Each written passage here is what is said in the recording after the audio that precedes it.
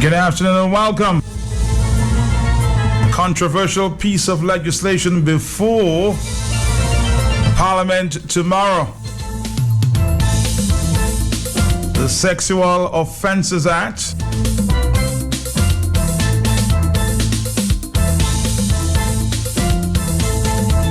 We continue to weigh in.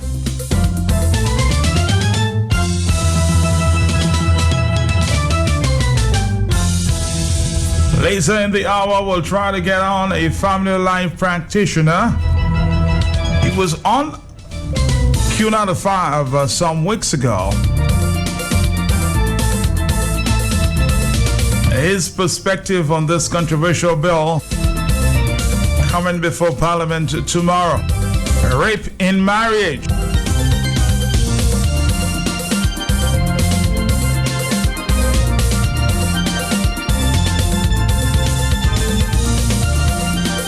It reads, a husband is guilty of the offense of rape where he has sexual intercourse with his wife without her consent by force, fear, or the use of a drug or thing with intent to stupefy or overpower her.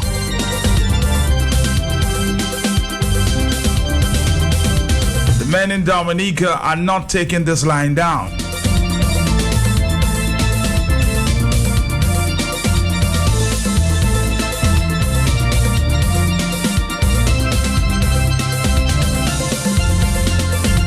The opposition leader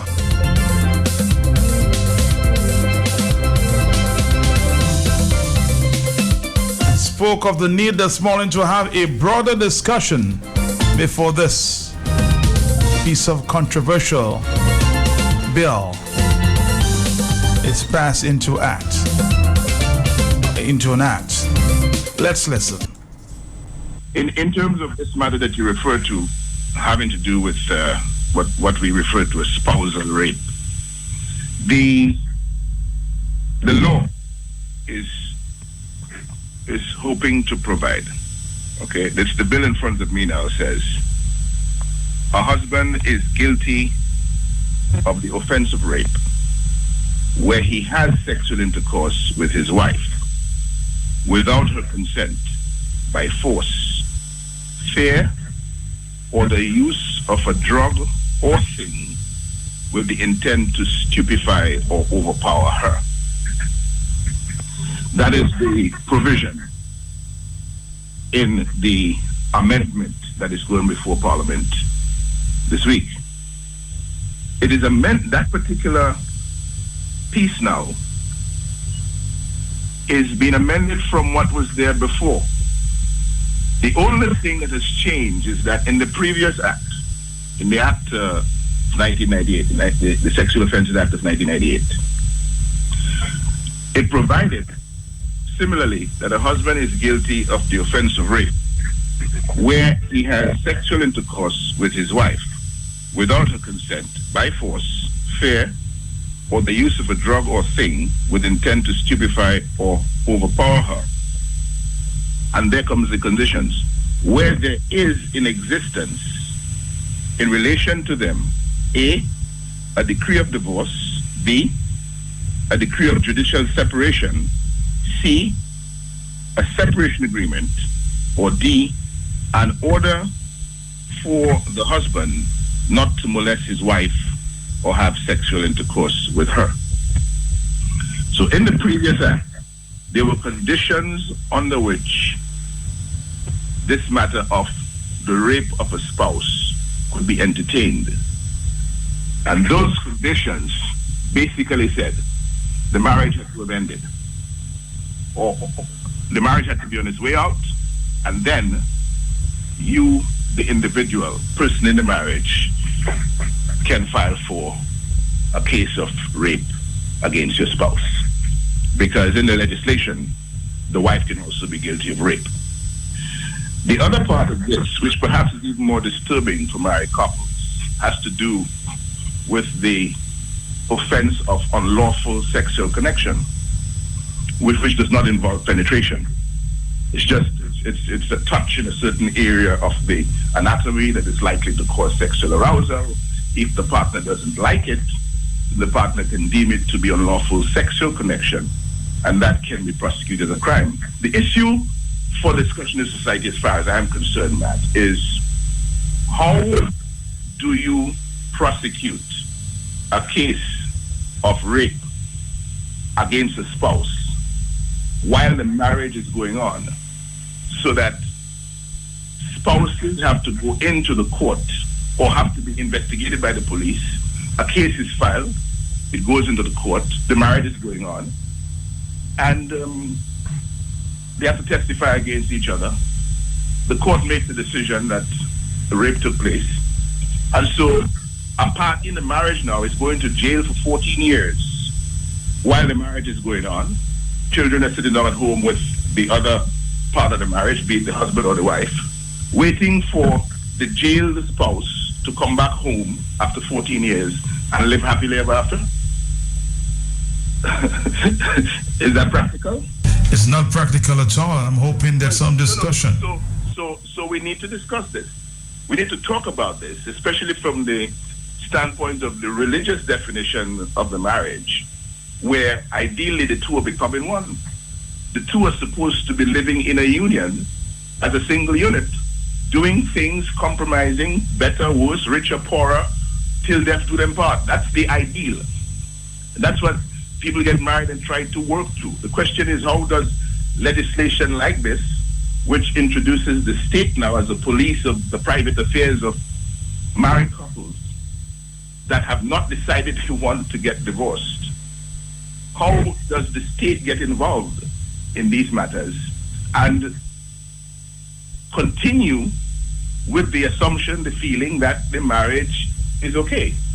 I think once you get to that stage, Matt, once either party gets to that stage of thinking that they could be unlawfully connected with or abused or raped, then it's time for an end, so that rape can be a ground for divorce.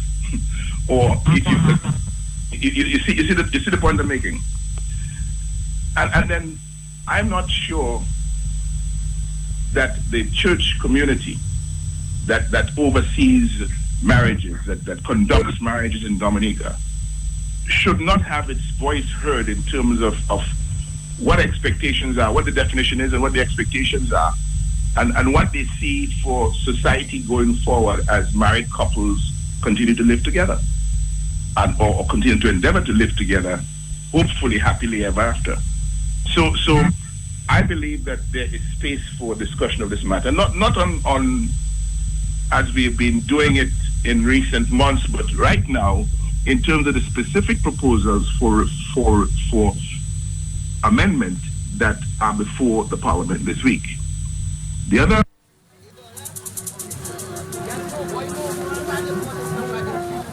Opposition Leader Lennox Linton. Pastor Randy Rodney also weighed in this morning on this controversial bill now before Parliament. Marriage is not a function of the state. And that is because marriage is an institution created by God. The state, over the years, have stood by that institution. If you read the Marriage Act, chapter 3501, it makes provision for marriage officers. And those marriage officers are largely church ministers. In fact, the original act only gave the registrar at the time powers to marry somebody in his office.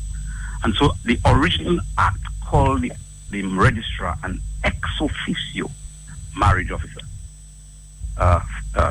And fact that, in fact, the state recognized that marriage is not a function of the state.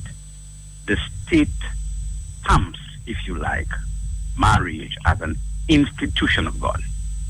Now, the next thing to note about that, Matt, is by very definition, original definitions, of the word husband and wife.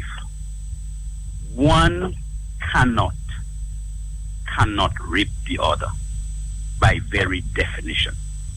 If I may go down the Bible, we can go down the Bible and we will be able to list this thing out. The Bible says when a man gets married to a woman, they become one. The institution of marriage dictates that they become one. We can set that aside for a while. Let us look at what is there and what is the best for society. The original, the Act of 1998, and I have a hard copy of that, a bound copy of that I've had for years, states, and I think Mr. Linton quoted it very well on your radio this morning. It gives conditions under which a husband can rape a wife.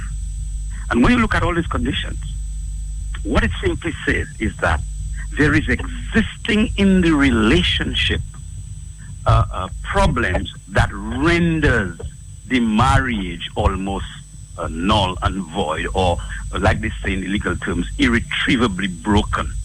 It speaks about a divorce decree, a separation order, a court order preventing the husband from having sex with his wife, etc.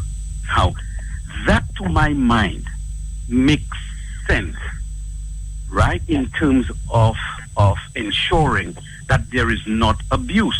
And I heard you quote from Ephesians chapter 5 a while ago, one of the verses in Ephesians chapter 5 that sometimes even we religious leaders fail to look at is verse number 29, that says that man never yet hateth himself, which means that in God's mind for marriage, a man and a woman is one, and he cannot do something to his wife that injures himself.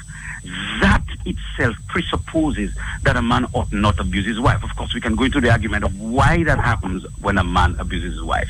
And I'm for the protection of women in marriage. I am for the protection of, in fact, both men and women in marriage. But once you take off those provisos that's in the Act of 1998 and make it blanket that a man can rape his wife, she can get a charge, she can get whatever, it means that you begin to destroy the fabric of marriage.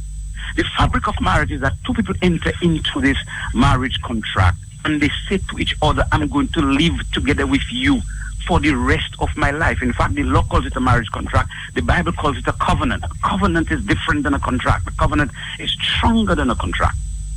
When you begin to say that a man or a woman can just take up their spouse for a criminal act like this, in fact, Lennox made a point, and I don't think somebody who wrote the law are even thinking about that. Because the rape is one, but unlawful sexual connection is worse than the rape in my mind. It means that if I am in my house with my wife, Matt, I cannot pass around her in the kitchen and touch any of her, sexual anatomy. Yes. She can take me up and say, for unlawful sexual connection, and I'm liable to go to prison for a maximum of 14 years. That is crazy. That's madness.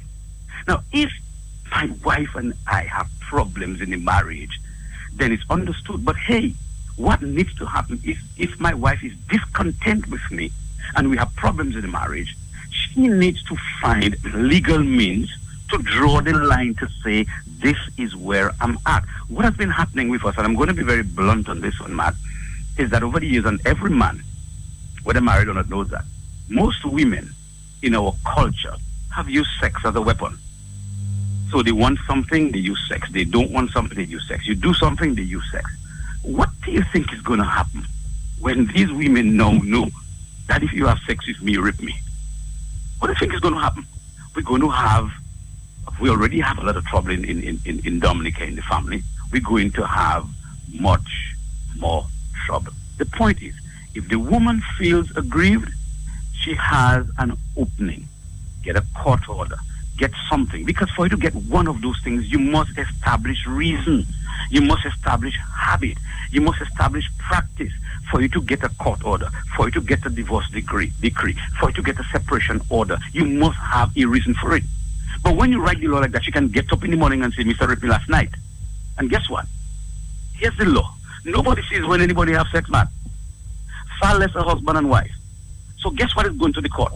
Her word against yours, plus the evidence of semen, maybe. And maybe some bruises in certain areas. Mm-hmm. what do you think is going to happen? The woman is always going to win that case because the deck is stacked against the husband. The deck is stacked against the husband.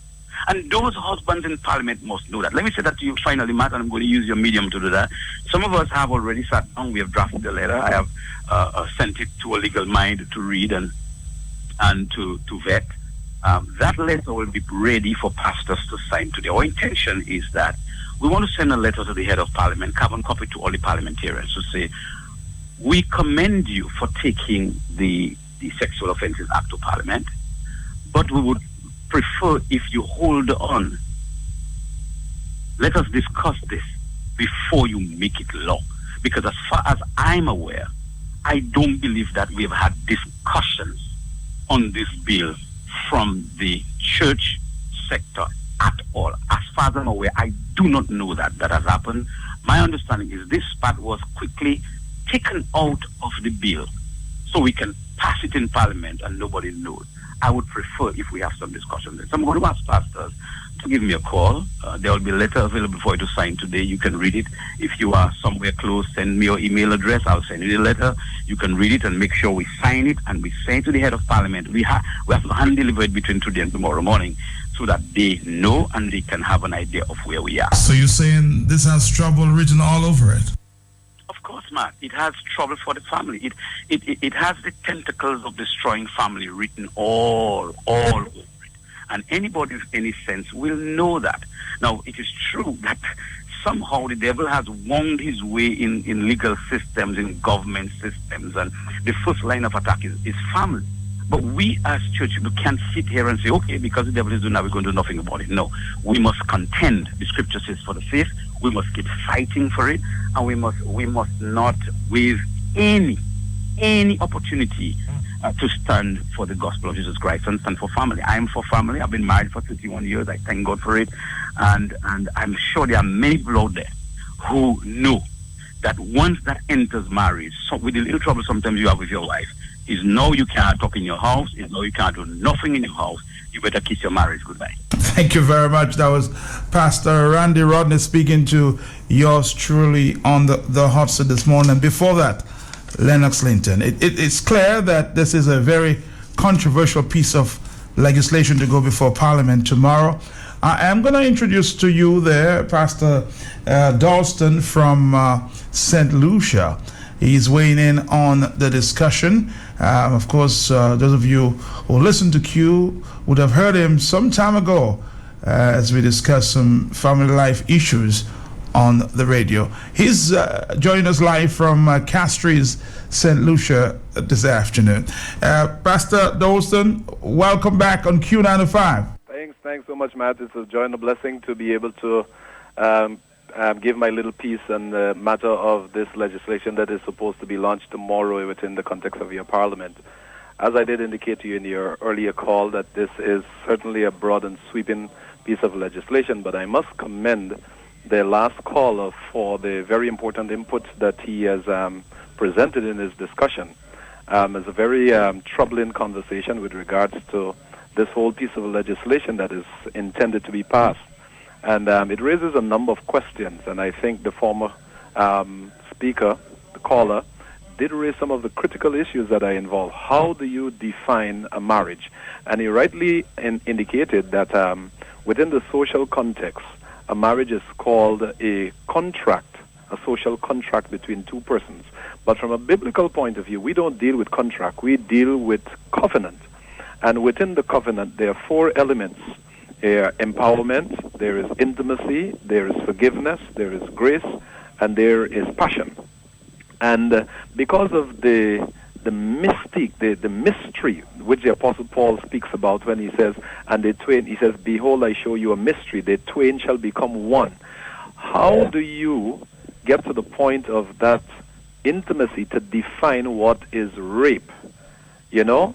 So there's a lot of stuff that is involved. One of the things that I want to say, that the more powerful argument from the scripture, while Ephesians is a very good setting for presents a very good setting for the discussion, a better passage of scripture in my mind is going to be taken from 1 Corinthians 7, I think, or 11, where the Apostle Paul, in addressing the matter of marriage, he was very clear when he said that the woman's body does not belong to her. She does not have authority over her body, is her husband. And the husband does not have any authority over his body, it is the wife. So when you look at that biblical statement from the pen of the Apostle Paul, you are left to wonder, how do you really determine what is rape? Now, there is a clear line in terms of what is abuse. And any functional marriage would be careful to guard against abuse, marital abuse. It will guard against marital abuse. But when it gets to the matter of rape, there is more to that than is seen from the naked eye. This, to me, when a marriage gets to the point where rape becomes a claim, it's an indication of a dysfunctionality that is lodged within the marriage. And one has got to be very careful how you pass a legislation within the context of those kinds of things without first examining carefully. And I wonder who is going to do the examination, because the last caller was pretty correct when he said sex is a private matter. Do you know what went on within the confines of that privacy? You know, it's a woman's word against a man's word, and it poses a certain kind of complexity. And I agree with him, too, when he indicates that, you know, we as men, we are the ones who most of the time sit in Parliament and make these legislation. We've got to be very careful, because it leaves the man exposed to an accusation that he cannot be protected. So where is the protective element for the man? The legislation can sound so one-sided, and it creates serious problem for man and the manhood of a man. So these are very perplexing things. But I would rather say, Matt, and by way of extension to the listening public, this conversation about rape is a small conversation within a bigger conversation. Those of us who are rooted within Christianity, we do know that there is an agenda out to destroy Christianity. That might sound strange to some people. But we have come to what is called the post-Christian era. And there is what is called a counterculture movement, where everything that speaks to morality is thrown out. And you have the feminist movement, and there are different brands of feminism that are after these things. And I would rather suspect that this is just the opening of a wider conversation. Soon, Matt, the Dominican public will have to begin addressing the matter of homosexuality, which will become a legislative discussion. And this is, to me, just the open door to things. But I would rather say that this spells the destruction of the family as we interpret it from the scriptures. This is an attack on biblical marriage. Okay, let me ask you this question, Pastor, before I allow you to go. When is a woman in marriage allowed to say no to her husband as it relates to sex, to be more blunt? Okay, let me go back to the Corinthian quotation, where the Apostle Paul says that the only reason why a woman should say no, or a man should say no, is if they are going to exercise themselves into some kind of spiritual activity. And he says it should not be for long. It should not be for long, so that they can come back together, because the days are evil. The marriage within the context of Christianity, or the biblical range of things, gives us an indication that, well, biologically, there's sometimes when a woman can say no. For example, if she's seeing her monthly period or menstruation, you know, and a man who is smart enough and is in tune with the function of a woman's body within the confines of his marriage, he will know that after every 28 days or so, he needs to let a woman go. And then, of course, reason dictates, because the Ephesian quotation in chapter 6, it gives us an indication that there should be mutual submission. Oftentimes the discussion about marriage begins in the wrong section of that passage of Scripture. We begin it somewhere about verse 22 rather than verse 21, where it says, submitting yourselves one to another. So the question of a woman saying no is a very difficult thing to agree on. Very, very difficult thing to agree on. Because the truth is, when you look at marriage as a covenant, there is what is called reasonability and spirituality within the functions of the marriage. So if it is reasonable and the two persons must dialogue on that, must talk about it. If there is reasonability for a sexual encounter not to be performed, then both of them will have to agree. But in terms of normal day-to-day existence, a woman does not have any right to say no to a man. And somebody might argue, though, Pastor, that this was a thing of the past. Now, women have their rights, and this is what we, as you said, that we may be seeing coming to the surface at this time. Women, basically telling us what their rights are. And this is one of their rights, to say no to a man or their husband. Well, Matt, I must indicate that the biblical position goes contrary to popular present existing philosophy in terms of what has been used to define how a marriage is conducted. And these two things are polarized. We who are Christians, we follow the biblical path that allows us to understand how the marriage is to be conducted. But when you have more secular definitions being brought to bear within the context of a spiritual encounter, because other philosophies that drive inform other understanding, they don't see marriage as something spiritual, something that is God ordained. They don't see it that way, Matt. They see it as just a secular experience brought to bear by human beings, and as a result, there is no responsibility to anybody. And this matter of human rights, when it has been explained, you have to be very careful, because it can become very nebulous in terms of how it rips the Bible apart from the discussion and pulls it away. So I would rather say, Matt, there's not a straightforward answer, except that we understand what are the ideologies that are informing the different parties who are in the discussion, in the dialogue over this matter of marriage and other matters. But you're correct. The implications of your question brings about the biblical response that I would give. It is very difficult for a woman to say no to her husband. If we understand who a husband is, and if we understand who a wife is, it is very, very difficult. So this piece of legislation that we talk about there, as I explained to the pastor earlier, may be very troubling to a husband, more particularly husbands. So, you say there's no way that there will or should be rape in marriage. Yeah, because you see, it raises a number of questions. And like the pastor did say, how do you determine what happens within the privacy of a marriage? And when you go to the wise man Solomon in the book of Songs of Solomon, and you read what is going on there, you find a lot of stuff that is happening there.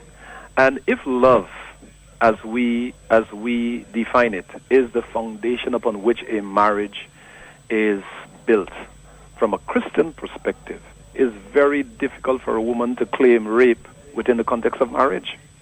Because if love is truly functioning there, then a man understands how a wife is to be treated. Intimacy informs that, and a woman understands how she is being treated within the context of marriage. So I would rather go back to what I said earlier, that when a marriage gets to the point where there is the claim of rape comes in, why not other things? Why just rape? Why not other things? It's a clear indication of a marriage that is already breaking down. It's already breaking down. There's dysfunctionality in the marriage. So there's something more to it than just that. Hey, Pastor, it was a pleasure speaking to you from Castro's this afternoon, Pastor Dawson there. I'm sure we'll be engaging you again in the near future on similar matters. Thank you very much, Pastor. Well, I must say before you go that it was a joy contributing to the conversation. And I hope that the next time, because I was just called, I would be in a more prepared position, to extend my response to the question. Pastor Dawson, I can tell you, based on the conversations on the streets and in every corner in Dominica, this conversation is not going to go away very easily. So we'll talk again. I agree with you. It's not a conversation that should go away anyway. Thank you very much, Pastor Dawson, the family life practitioner out of Castries, St. Lucia. This is Q95. We're taking your phone calls. Hello. Hello, Matt. Hi. Grace, mercy, and peace. Yes. Matt, I would have very little to add to what the the pastor from St. Lucia has said, and also Pastor Rodney. As a spiritual man myself, I would just have to concur with them. But, Matt, if love is the foundation of the marriage, I can understand that there could be a mutual understanding between the two when that can happen and when it cannot happen. That would be a mutual understanding between the two. But if the marriage reaches a stage where the husband could be accused of rape, Matt, the marriage is broken before that, Even before that action took place, it means that the marriage was already on a fragile stage. Now, this woman takes the husband to court. The husband is convicted of rape. Now, what becomes of the marriage? Is that man going to jail as a married man or a divorced man? While this man is in jail for 14 years, what becomes of the wife? Is she not exposed to adultery while the husband is in jail for 14 years? When that husband comes out of jail, where is he going to? Is he going on the streets? Or or is he coming back to the home where the wife accused him of rape and was jailed? So it means that, Matt, this marriage is broken. It khazet masakwe. So I want to say this. Once a marriage could reach the stage where a wife could accuse the husband for rape, it means that there is no love, nothing at all. Finally, man, let us look at the word consent. They said without consent. If a man comes from work, he comes home late in the evening, and he meets his wife sleeping, and he snatches, and he takes, you know what I'm talking about? Yeah, he still has a chance. And he still a chance to take. The wife has not consented, all right? Yes. So the wife can take this man to court and say, well, you steal, I did not give you, so now you take without my consent and take you to court, and the court is going to side with that lady and send the man to jail for 14 years? Is that, well, this piece of law, in my humble opinion, as a married man for 41 years, and 23 years on my bed where I am there, I'm saying this piece of legislation, it is draconian and it is designed to destroy the marriage. It's not going to destroy the union of marriage, and that will give no man the interest of getting married, because if he knows that he can be charged for rape inside his house, this man will say, hey, hello, let me go and pay $20 and go and meet a prostitute, and I can be charged for rape.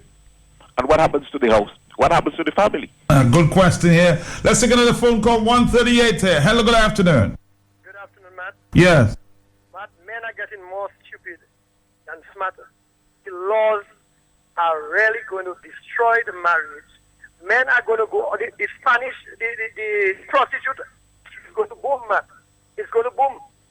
And the marriage is going to be destroyed. Thank you. Thank you very much. 1:39 is the afternoon time. Talk on the block. Hello. Matt, good afternoon, Matt. Yes, sir. Matt, do you know that is a can of worms and an atomic bomb that then we people got there? That's an atomic bomb. Seriously, man, that's a thing to destroy the fabric of the family. Matt, this thing, the devil always trying to destroy the male seed. And if people don't understand what they're doing, they have to come together and go and pray and ask God wisdom, the fear of God and wisdom to deal with that sin. Because that's a bigger, complex thing. A matter of fact, Matt, you talk about stealing a chance with your wife if you come home. Matt, you are still in no chance. If you come home to your wife and she's sleeping, you and you married, you become one. So how you can be stealing a chance if she's sleeping and you touch her? I mean, if she come home and she's sleeping and you touch her, you say, well, hey, look, she feels sick or whatever it is. You have to back up from that. A good husband wouldn't treat his wife with disrespect. You understand? Mm-hmm. But let me ask you, they talk about touching and that kind of stuff. You in the kitchen, you go there, you touch, and the woman accuse you. Matt, you know, if the man goes home, if the man goes to jail for 14 years, what becomes of the children? That's a very important question that a few people have asked before. 1:40 is the afternoon time. It's ticking away. The piece of legislation will be debated in Parliament tomorrow. Let's hope something happens and good sense prevails. Hello. 4493095. Hello. Mark, I'm here. good afternoon to you and your listeners. Yes. What God has joined together, no man should put asunder. These are not my words. These are not your words. This is the word of the Lord.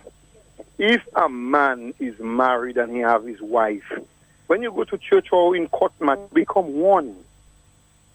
You become one. Where is the parliament coming in that piece of law? That if a man touch his wife and the wife don't want, he rip his wife and he can go to jail for that. But if I am a married man and my wife is lying in my bed, I am responsible for my family. I am responsible for providing for my family shelter, food, clothing, everything. When I don't have at my home, the parliament and the law and the people that wants to make the law, they don't know. When I have, nobody knows. Okay? This is a family matter. And family should be able to sit down, discuss, converse, and take decision in their interest, which is the family interest. I am a married man. I'm saying if I'm a married man and I have my wife, at that point in time I am feeling to have my little soup or drink. My wife probably not in the mood for it. Sometimes she's not feeling well. Sometimes she's well, but you're not in the mood. But I'm in the mood for it. And my wife's not in the mood for it. I am a married man. The law is saying if I tread down that line, I can go to jail or pay for having an affair with my wife. Jail for 14 years, my brother. 14 years, which the Creator made it clear that you become one. What is the law saying? If my wife is tired and she don't want, I should leave my home and go out behind somebody's wife or go out behind somebody? Is that what the law is saying? And when you put the man behind bars, what become of his family? They're not sitting down, they're not thinking, they're not having... You just go into parliament to pass laws. You're not having a discussion, you're not having a forum where people can express their views. You just get up one morning and you just decide you're going to pass that in parliament. All right, that's, as I said, Cooper, good question here. Somebody says, man, who the heck come up with this madness? Why smart people make such dumb decisions? Any woman that want half can just use this piece of legislation to blackmail men. Yes, there's some wicked women out there who could use this law to their advantage. 143, hello. Are you there, caller? I suspect you're not. Hello. Good afternoon to you and the listening. Yes, ma'am. Man has broken the law of the Creator. Who is man with their law? Man has disrespected God's law. Thou shalt not steal and thou shalt not lie. And they do it blatantly in this country. What crap are they talking about? Give me a break, Dominican. The legislation about the molestations of our children and the sexual abuse for our children. How many years are they going to give those petrified people? They're 14 years too or more. How much? Tell me, thanks. Thank you very much. Let's move on. That's 144. Hello. Good afternoon, Mr. Mark. Yes, sir. And how are you? Okay. Well, Mr. Mark, I don't speak from overseas, from Dominica. And if we know the word of God, and men nowadays want to go and put although they say it's women time. No, but I'm telling those that going to put the law, Prime Minister and all to go down, to sign that. make sure they're going to sign their death will. Not me that killing them, but the Almighty God will send a plague on them, because God said whatever he joined together, no man except death. You mean to tell me my wife going to make me and going to stay 14 years in jail on my wife outside, and I'm the husband, I'm behind bar? No. Anything that affect me, it affect my wife. Anything that affect my wife, it affect me. You cannot put law on that saying you're going to bring the man rape. The man didn't go and make a concubine, you know. That is what the man signed and his witness. Go to the law when you finish. What's the witness? To make sure that is my wife, not a knife. My wife, not knife. Mr. Mac, have a pleasant afternoon. Thank you very much, my good friend there from Loda. How you doing? Hello. Hey, Mac, good afternoon. Good afternoon to you, sir. Matt, how we can do like we don't know where that thing come from now? Somebody just asked that question. That came straight from the demon in the house, you know. We know exactly where it came from. They fit it in there without even thinking of everything, because this lady has always pushed for that kind of law. And today it is on the books, and then we have to deal with it. But we know for a fact that it's going to cause a lot of problems, because you heard the experts, the people of the church, you hear them break it down for you to let us understand it even better. We know that for a fact, but then when you hear they speak with authority on matters like that, you know, it coming straight from the Bible. The Bible is not nothing of the past. The Bible is of the present. So we cannot be going that way with this demon kind of nonsense in our country and then putting it on the books and having people to deal with that. All right. Have a nice afternoon, my friend. Hello. Good afternoon, Matt. Yes, sir. It's been a while and I have to call on that one. I would like to hear it, and well, as I would say, I want to know who have balls, the ministers and them who say they are men. I want to hear them. I want to hear them tomorrow. Stand for men. Stand against that stupid thing they want to pass in the house. All right. We'll wait and see what their views are on this. Coming back. Wash your hands. Proper hand washing protects against the spread of many common illnesses and germs. Wash your hands often with soap and water, or you may use hand sanitizers. Remember, clean hands save lives. Protect yourself. A message from the Health Promotion.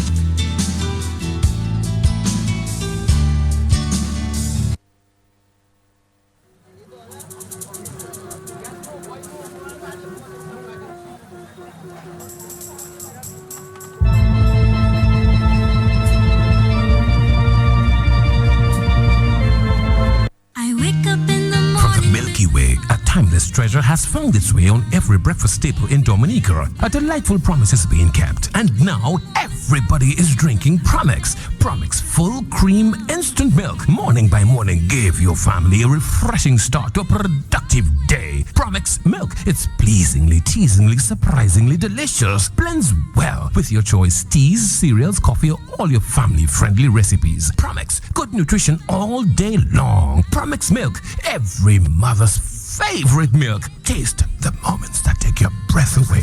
Promex, available from AC Shillingford and retailers island-wide. AC Shillingford, where you spend less and get more. Thank you very much. We continue with your phone calls. Hello. Hello, Matt. Yeah, hi. I'll just say what the pastor's going to do, Matt. The pastors are men just like anybody else. Some of the women will like this law, but what the men going to do about it?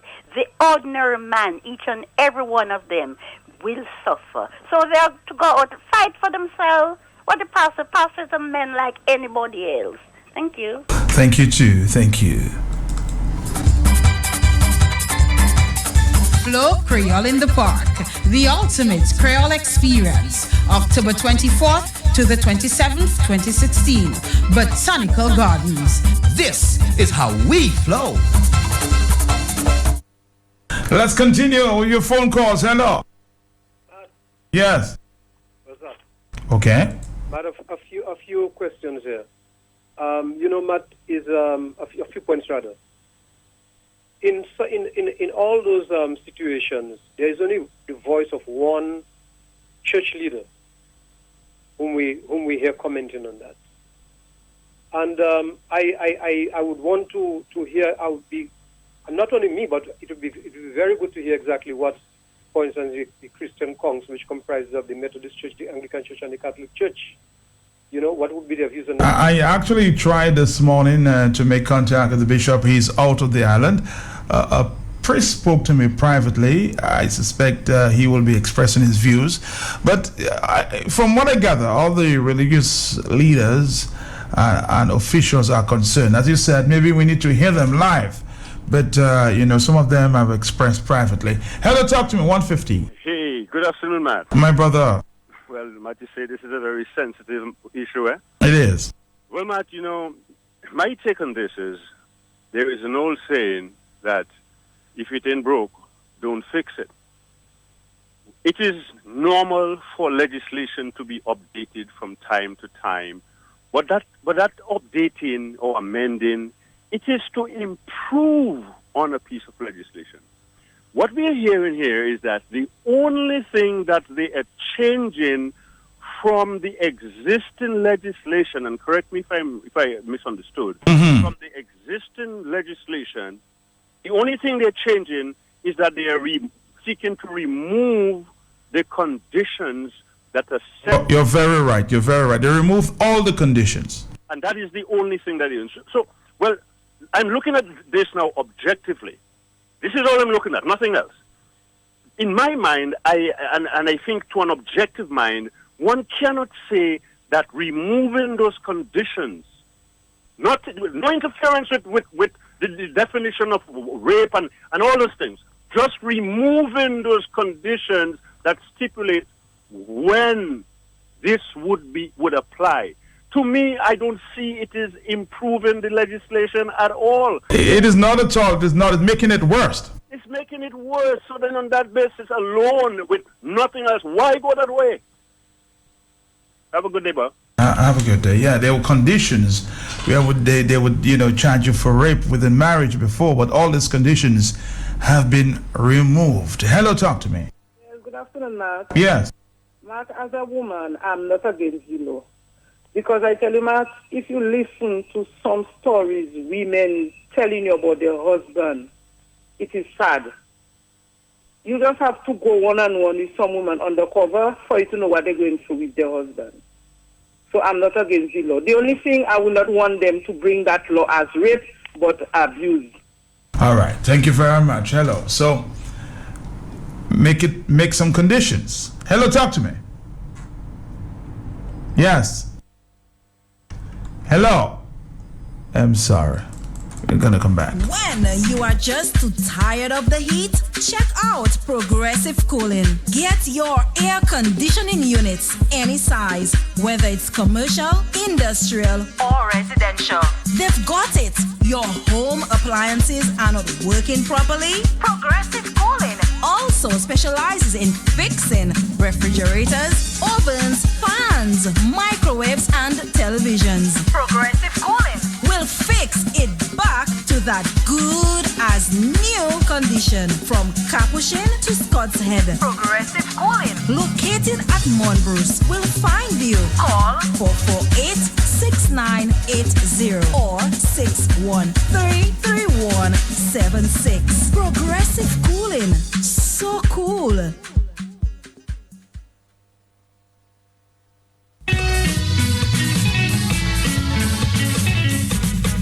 You missed out on the 250 special. Pani po problem. From today until October 21st. Purchase your World Crowd Music Festival season tickets for only $275 EC. Only at the DFC office downstairs the Financial Center, Roseau. Only $275 EC. Padi upate sam, padi upate tan. The government of Dominican is Dominican Authority and DFC continue to make it possible for every Dominican to be part of this historic World Creole Music Festival. Only $275 EC from today until October 21st. We're coming back. We have 5 more minutes. It's just a few hours away. The debate, the bill before Parliament on rape within marriage. Hello, talk to me. As part of the Sexual Offences Act. Hello, talk to me. Good afternoon, Matt. Good evening to your listeners. Yes, how are you, sir? I'm doing fine, Matt. Matt, you know, the attack on the African family continues unabated, Matt. Matt, this is one time one has not only to look at the message, but look at the messenger and the source of the message, Matt. Matt. I don't know what happened to your telephone there, but we lost you. Okay? It's 1:55. Hi. Another phone call. I don't know what's going on here. We're losing all the telephone calls. Hello, talk to me. Are you there, caller? Matt, good afternoon again. Yes. We have too much material love. What people may possess their love for. We haven't got enough real, genuine love, which leads to matrimony. And that is why we have so many problems in marital people. When they go down with that legislation now, what then are they going to put legislation on, Miriam? Thank you. Thank you, too. Let's see if we can take another phone call. We have a few more minutes here. Hello, talk to me. Yes, Matt. After 14 years in jail, Matt, when the man comes out angry after 14 years, he's going to walk back to his home to meet a man inside his house. He might not meet his wife there as well. You're looking at one part of the conversation. What about the other part? 14 years, you think she'll still be there waiting for you, Johnny? Hello, talk to me. According to the Bible, Matt, in 1 Corinthians chapter 7 and from verse 3 to 4, says, the wife have no power over her own body, but the husband. And likewise also the husband have no power over his own body, but the wife. According to that context, according to the married couple, the wife's body don't belongs to her anymore. It belongs to the husband. Oh, no, that's biblical. There are other people who don't believe in the Bible. What do you do? What do you say to them? Well, those people who don't believe in the Bible, it automatically belongs to the devil. You see? Now you're passing a judgment call. And I don't think you should be doing that. That's their choice. If they choose not to believe in the Bible. 1:57 is the afternoon time. Somebody says, greetings, Mr. Peltier. I will agree that the law is draconian, but to say that a husband cannot rape his wife is utter nonsense. What happens when a man goes out there and